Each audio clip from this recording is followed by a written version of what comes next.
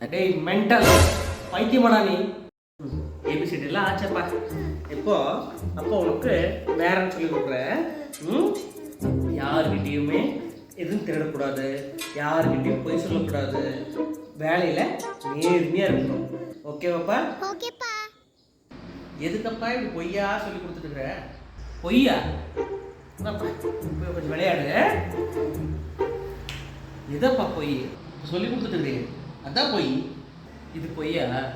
குழந்தைங்க நாளைக்கு இந்த உலகத்தில் வாழ்றதுக்கு நல்லது சொல்லி கொடுத்தனப்பா. நல்லது சொல்லி கொடுக்குற. என்ன பாருங்க, கவர்மெண்ட் ஆஃபீஸராக இருக்க நீ இருக்கிறே நல்லதா? உங்கள் அப்பா உனக்கு இதானே சொல்லி கொடுத்து வளர்த்தாங்க. எங்கே போய் சொல்கிற நேரமே?